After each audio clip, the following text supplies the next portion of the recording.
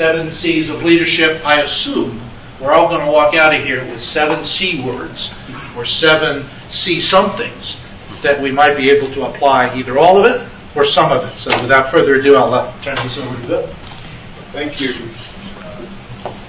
Thank you for having me today, and thanks to Bruce for that introduction. I'm afraid he gave such a great introduction that he stole some of my material.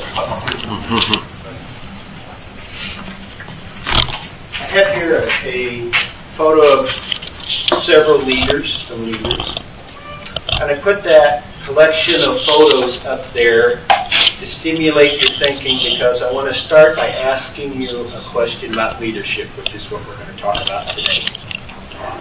And that question is, what's the defining characteristic of a leader?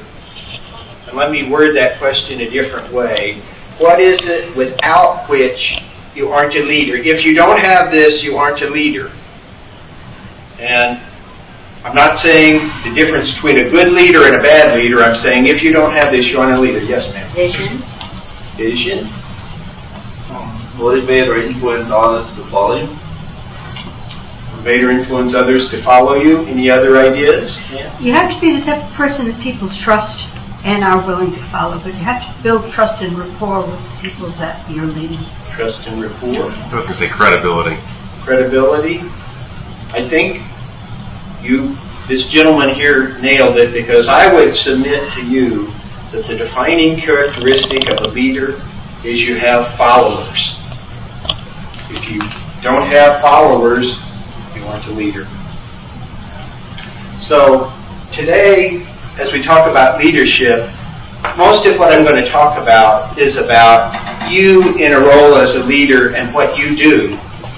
But we always have to keep in mind, or use a lens of leadership of, in order to remain a leader, you have to earn and retain followers. So one of the aspects of leadership that's going to kind of be an ongoing thread through what we talk about today is earning and retaining followers. That handsome guy up there, I'm sure you recognize that's me. But today's not about me, it's about you.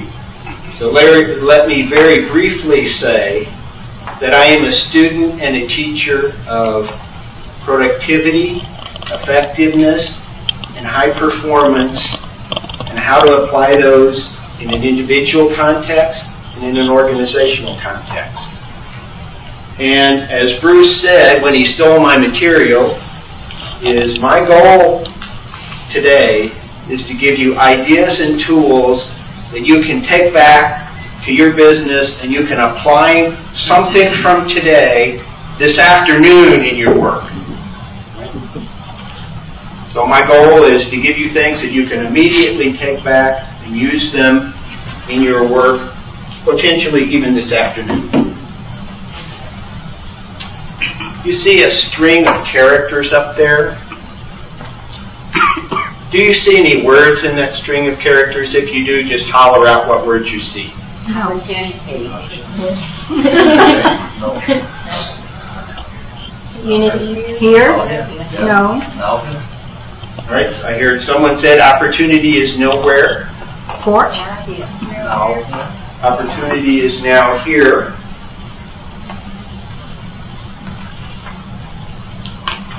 So there are 2 ways that you can see that.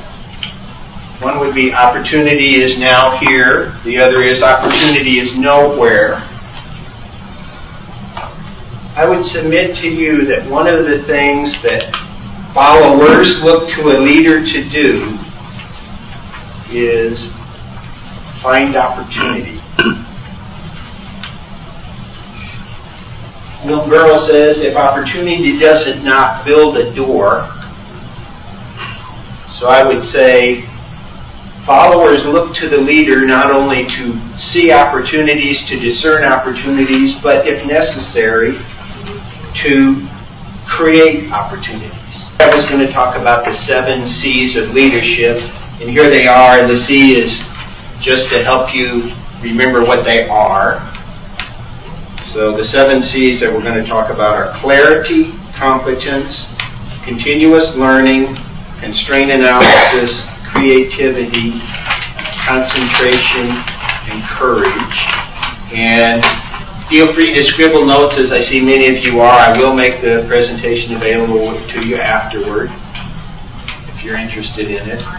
Let's talk about each one. Clarity, if we boil it down, I'm going to say clarity is about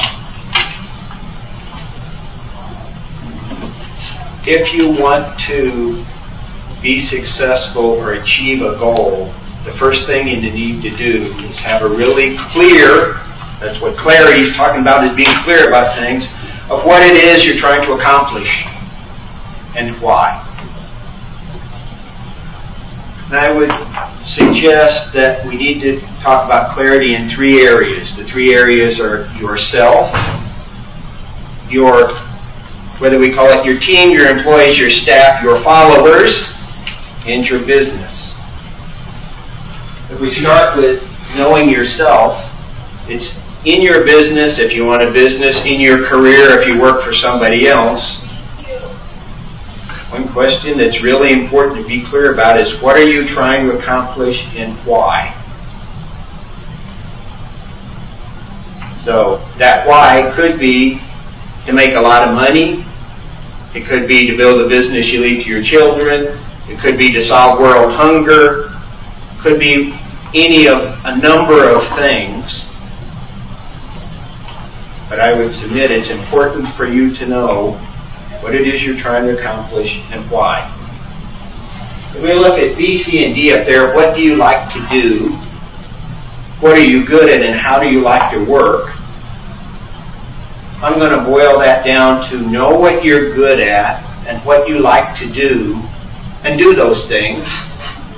And things that you're not good at and don't like to do, delegate them, outsource them, hire somebody else to do them for you. But in order to take those actions, you need to know what it is you're good at and like to do. So the first thing is know yourself.